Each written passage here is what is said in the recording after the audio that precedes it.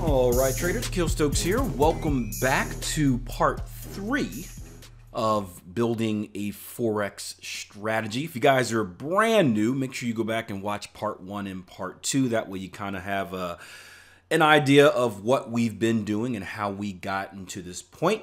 But this is basically a diary that I've been doing all winter break, December into January, of the process, or showing you guys the process that I go through when creating a Forex strategy or trading strategy in general, but this one specifically for the Forex market. And the goal of this isn't to kind of give you the answer. I know a lot of you guys, probably not watching this channel, but a lot of you guys that watch YouTube, you do so, you just want the answer. The goal is to kind of show you the process, the different steps that are taken, because I think in general, a lot of traders think that trading is easy, creating a strategy is easy. And I don't want to make it seem like it's really, really difficult, but it does require a lot of work. It does require a lot of time, and it does require some very specific steps if you want to ensure that what you're doing works correctly and instead of just, having something that is random. So to give you guys a brief little recap, in phase 1 or part 1, we talked about establishing a baseline test. That was simply just proving that my hypothesis in the market worked. If this happened, then I would expect this to happen, or if this happened, then this should happen, and doing some baseline tests, no filters, no qualifiers, just very bare bones to see if the general idea worked. After that was successful, I moved on to part 2, which was finding better entries. So trying to eliminate some of the losses from the baseline test by adding confirmation at entry. If you guys remember that video, it didn't really go too well at first, but I did end up having something that may work. And now part 3, we're going to talk a little bit about target taking and trying to optimize the strategy, again, up to this point, by experimenting with different ways of taking targets. And I think it's important to remind you guys of this. This is just the preliminary phases of strategy development. This isn't even really the back testing part of it. This is simply kind of seeing if the idea works. It's the work before the work. Hopefully, if the idea does prove to work, then I can actually take it to the normal backtesting process and go about creating my portfolio and making any other tweaks. But at this point, I'm just trying to develop a clear, concise set of rules for what I want to do. So I don't mean that to be kind of discouraging, but it takes a lot of work, and again, you guys need to understand that it is worth it at the end. Don't get me wrong; all the work is worth it. You can ask any consistently profitable trader, but it does take a lot of work, and that work can take a lot of time. So what I'm looking for with targets is slightly different than what I usually do. For you guys that are familiar with how I trade, my targets and really everything I do trading-wise is based off of structure, right? Structure is the centerpiece of my trading philosophy, support, resistance, supply, demand, whatever you want to call it. Typically, my targets are taken, as far as my other trading styles go, they are taken using a technique called think like the other trader, meaning I want to get out before traders on the other side of the party get involved, basically before the move wants to reverse. For this strategy, which is a higher time frame, remember this is on the daily chart, so this is a higher time frame trend following strategy. I'm opting to do a slightly different approach. Again, I have no idea. I may go back and implement structure in it, but at this point, I'm looking to do a slightly different approach, and I'm using the ATR. Now, the ATR stands for average true range. It is basically a measure of volatility. It's the average range of X amount of candles, whatever period you have your ATR set to. But it tells you basically the average movement in the market. And for you guys that are familiar with me, this is something that I use for my stop losses, right? All of my stop losses are based off of some type of multiplier of the ATR, and the market is likely to move within this range. So having it this high above should give me a good sign. It should give me a good sign that the trade has failed. If it's wrong, yet enough kind of a buffer not to get caught up in kind of the tricky places that newer traders put stops and get skunked out and turn around to see the market go in their original direction without them being involved. But I also want to use it, or I want to use it in this case for target taking. And this is something that I did before. I used to trade a trading strategy very similar to this very long time ago, at the beginning stages of my trading career. Maybe not similar as far as the execution, but a higher time frame trend continuation strategy. And ATRs targets were based off ATRs back then, and it worked pretty good. So that's something that I've always kept kind of in my brain, kind of in the storage container of trading knowledge, and I want to bring it back out for this. And what I'm going to do here is I'm going to test multiple multipliers of that ATR, and I'll show you guys a chart in a little bit giving a comparison. But something I did during the initial baseline tests, I don't think I showed you guys this, but I measured something, or I kept track of something called MFE. That's the Maximum Favorable Excursion, MFE, Maximum Favorable Excursion. It's one of the fancier words that I know to make myself sound smart. But essentially what it is you're asking yourself, what is the peak profit level, right? What is the maximum amount of profit that could have been taken on the trade? So essentially, if you're looking to get short, right, how long, what was the maximum point that the market got short to before it reversed and eventually would have stopped you out? So what is if everything was perfect, what is the absolute most you could have gotten on the trade? And I measured that for every single trade, all 235 of them. And I did so because I had planned on using some type of ATR multiplier, at least testing it. And by keeping track of the ATR in every single trade, keeping track of the maximum favorable excursion, it would give me a very good idea on average what type of movement we were looking for. Now, what's important to realize when you do this, and the bigger the sample size, the better, is that there are going to be outliers. There were a few trades, a handful of trades that were, 2,000 or 2,000 plus pips, right? That's what the maximum favorable excursion was. Obviously, that is not the norm, but so those numbers are going to kind of throw things off. So you want to make sure to keep that into account. Obviously, the bigger the sample size you have, the less impact that's going to have on your result. But let's say you're someone that isn't doing your testing correctly. Let's say you test all of 10 trades, right? And one of the MFEs on those trades was 2,000, right? That's going to significantly throw off your average. So you want to take that into account. And the practice that I used to do back in the day was I would always remove my biggest winner and my biggest loser, just to kind of get, if there are any outliers, just to really get an idea of what the reality looks like. Because again, a lot of times traders are testing strategies, and the strategy is performing kind of break even, but they got this 2,000 pip winner, and now when they look at the results at the end, it's like, oh man, a 2,000 pip year. But in reality, it was only one trade. It was an outlier trade. How often is that big move going to be caught on an annual basis? And the likelihood is probably not too often. So you're really giving yourself a false impression of what to expect. But again, I did have a really big sample size, so it did help even it out. But so while I was tracking this, I had a good idea on what I thought my maximum favorable excursion would be. It was a little bit over 2. And but because I'm curious, when I went back and decided to test different ATR multipliers, I tested all of them anyway, from 1 to 1.5 to 1.75 to 2 to 2.5 to 3, just because, again, if I'm going to do something, I might as well just do it all the way through the first time instead of have any questions about it. So I did it for both the baseline test, that's the chart in front of you that says naked, right? And then I did it for the Q4 qualifier, right? That was the 4th qualifier that we talked about in the last video, and wanted to compare the results. And this is a topic, these numbers don't mean a lot for me right now. I should put that first and foremost, mainly because I still haven't added the part about, well, let's put this. I haven't changed what I'm doing with stops. If you guys remember in the last video, we talked about as I was looking for different qualifiers for entry, I came across something that I think might be a better way of exiting trade. So a better trailing stop, I guess you can say. which is different from the original trailing stop that I tested, which is ironic because that's what I was that was the one thing I was very, very confident about, and now I may not be using it. We'll see.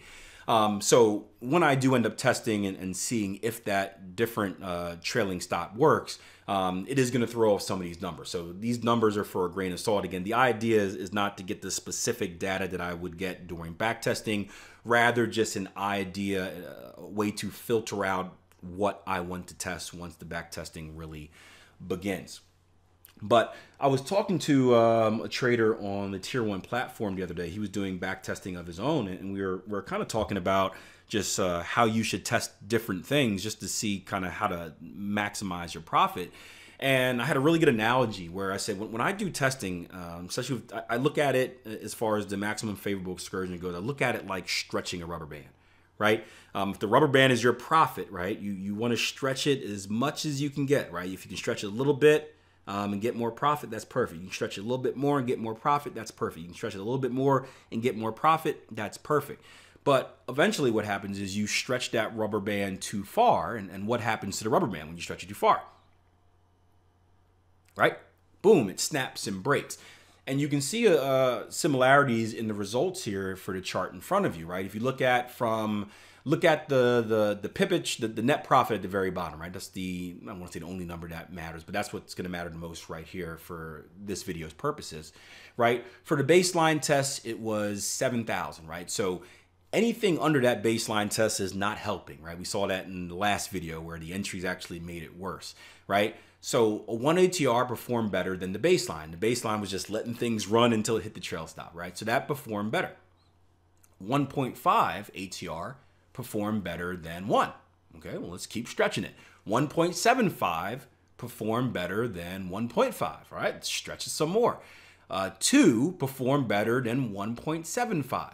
And you can see, just to pause real quick, you can see that the win percentage does take a hit. That's expected as you shoot for, obviously, as you the more conservative targets you take, typically the higher your win percentage is going to be, right? You get a higher win percentage, you get a lower average trade and less profit. So it's kind of finding that balance. And win percentage doesn't matter all too much, but we did talk about in, I believe, part 1, it matters to the extent of you being comfortable in your skin and actually being able to execute the strategy without self-sabotage for reasons of being scared and whatnot. So it does play a part, and you want to know your threshold.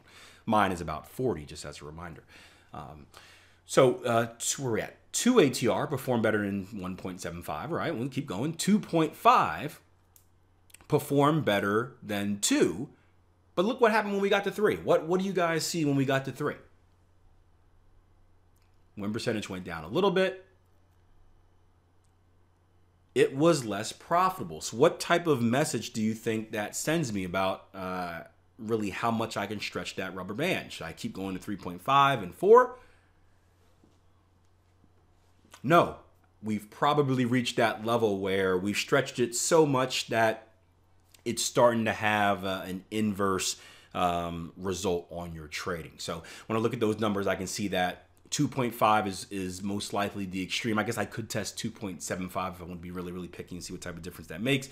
But 2.5 is that extreme of how far I can go with targets before it starts becoming less profitable. Now, I did the same thing with the Q4 baseline test as well. I told you guys I would test this separately just to see what type of difference that make. Again, that was in the part 2 video, and what you will recall was that what that system did was it really it filtered out some of the trades. It did give me a higher win percentage on a baseline level. It also gave me more profit. So it was one of the qualifiers that I wanted to explore and dig deeper into going forward. And just looking at it by itself, you can see that the baseline test was the profit there was what, 8,892 pips. However, look what happened when I went to 1 ATR instead of the baseline. Is that result better or worse? That's worse. So probably not a good idea to implement that. So, right, 1.5, all right, things got better, but still worse than the baseline. 2.0 is finally where we start actually getting, or 2 times ATR, I should say, is finally when we start getting better than the baseline test. And of course, I kept stretching it out, all right? 2.5, okay, even better. 3.0, 3 times I should say, even better. And then once I got to 3.5, look at that, starts getting worse. So again, the threshold for the Q4 qualifier is about 3 times ATR. Now, what's interesting, and this is going to be important going forward, right? If we take both of those tests and we combine them together, not combine them, but we look at them in comparison together, right? During the baseline test, right, the Q4 qualifier outperformed the naked baseline test, right? And that's one of the reasons that it was interesting. However, when you added a different way of taking targets, instead of just simply kind of letting everything ride until you were stopped out, well, the original naked baseline test actually performed better than the Q4 qualifier, right? If you look all the way up to really the maximum result, which for the first one is 2.5 ATR, for the Q4 qualifier is 3.0 ATR, it had a better performance. Win rate is still lower, but again, win rate doesn't really matter too much because it's all in my comfort zone. So that is something that is very interesting that I want to pay attention to. And for you guys that are digging deep into the number, it has everything to do with frequency, right? And some of you guys looking at average trade and whatnot, right? Average trade is much better for the qualifiers, which means I'm getting a better type of trade on average, right? It's more of a precision sniper type trade on average. Probably not a sniper type trade, but it's a better trade on average. But again, look at the frequency, right? 109 trades versus 234 trades, right? That is less than or more than half of the opportunities, or I guess the naked baseline trading has more than double the opportunities than the Q4 testing. And this brings me back to a story, right? Story time, guys. Brilliant trader I know, David Alcindor. Awesome dude. Hopefully we'll have him on for one of our webinars in the future. One of the most brilliant minds I've ever spoken to, not even just, obviously trading, but in life. And he had this awesome strategy. Remember, we had a live event, a live mastermind event. We brought him out there and he was teaching kind of the inner circle about his strategy. And he worked very, very hard in the strategy. And this strategy, I believe, had about like a 90% hit rate. 90% hit rate. But there was one problem. The frequency just wasn't there. I think when we tested it, we ran it through the tester, it only got about maybe 2-3 opportunities a year. Now, again, I don't know if he's continued to develop it on maybe lower time frames or something, but at that time, it only gave you 2-3 opportunities a year. And the question is, would you rather have a system with a very, very high win rate that only gives you a very small amount of opportunities? Or would you have something with maybe a lower win rate that gives you more frequency and therefore produces more profit? And again, that's the balance that you have to find, right? It's looking at the numbers, it's different. There's no real kind of, I guess, there's no one number that stands out. I guess net profit, obviously your expectancy, your overall expectancy is important, but that frequency needs to be there as well, because you can see in these scenarios that even with a worse win rate, even with a worse average trade, because the frequency is so much higher, it would actually produce more. Now, again, I don't necessarily want to say it doesn't mean you should throw the other one away. There's some cool stuff you can do with that money management wise and position sizing wise, but that's a story for another time. So I thought that was important to show you guys this. There's something else I wanted to mention as well, but I can't recall what it is. So if I remember, I will tell you guys in part 4. Part 4, we're going to be talking about the exit strategy. So the different trailing stop that I'm looking to use. And I don't really know how I'm going to present that or to you guys yet, but I know I'm going to run it through and just see what effect that has on the baseline test and possibly the Q4 test as well. But that should be the last part in kind of the initial preliminary kind of strategy development. After I do that, hopefully I'll have all of the answers that I want as far as coming up with clear, concise rules on how I want to test it. And then I can go to the next phase, the real work, which is actually going through the back testing process, writing the rules down, tracking it trade by trade over all of these pairs, seeing what the results are, creating a portfolio, and trading it live. So that will be pretty cool. Of course, before you guys leave, do me a favor, hit that like button. If you guys are brand new, thank you for finding the channel. Subscribe, hit that notification bell. That way you're alerted each and every time I upload a video. And feel free to leave a question or a comment below. I got a really good comment the other day. Let me see if I can find it. And I really take pride in these type of comments because you guys that have been with me for a while, you know that one of my main jobs, or not main jobs, but one of my main goals is to really scare away the, I don't want traders watching this channel. I'm very particular about my tribe. Let's put it that way. I'm very particular about my tribe, meaning that I just don't want followers. That's why I don't pay for followers on social media or anything like that. I want to work with serious traders, and hopefully the way that I present and how I talk about trading, it typically pisses people off. It scares them away because I'm not telling them you can get rich quick. I'm saying it takes a lot of hard work and you're probably going to fail. But it filters out those type of people and really focuses on people that are serious about their craft. And I got a cool message by Shaquille. Awesome name, by the way, because it rhymes with Akil, and I'm super awesome. But it says, this is one of those non-glamour videos that many will sleep on, right? Sleeping on means like many won't pay attention to. They'll skip past it right away because they're not seeing charts. But Akil, my dude, I truly understand and appreciate the value that is being given here. Absolute confirmation that I'm on the right track. Blessings and continued prosperity in 2020 to you, brother. And I love that because this is what it is, man. These aren't glamorous videos. These are dirty, grimy, gritty, boring videos. But anyone that has been consistently profitable in trading will tell you trading is the same way. Trading isn't glamorous. It's not bells and whistles and loud noises and you know, drugs and parties. Maybe it's drugs and parties to some of you guys, but not us. It's kind of a boring do your job type of deal, right? You come in, you have your plan, you follow your plan, you execute your trades, you track your trades, you close down your charts, you repeat the next day, and it's really boring and monotonous. But when you get to that point, you know that A, you're running your trading like a business, and B, that you are no longer emotionally involved in the market, meaning you're no longer basing decisions off of how you feel and chasing those highs, right? You're basing it off of, you know, what your business plan says to do. And once you've reached that level, that unconscious incompetence level where you're just running on autopilot, or not unconscious incompetence, sorry, unconscious competence level, then you know you've made it. So I appreciate the comment. Feel free to keep leaving them. It makes me feel good about what I'm doing. And I will see you guys in part 4. Until then, plan your trade, trade your plan. Take care. You guys have a great weekend.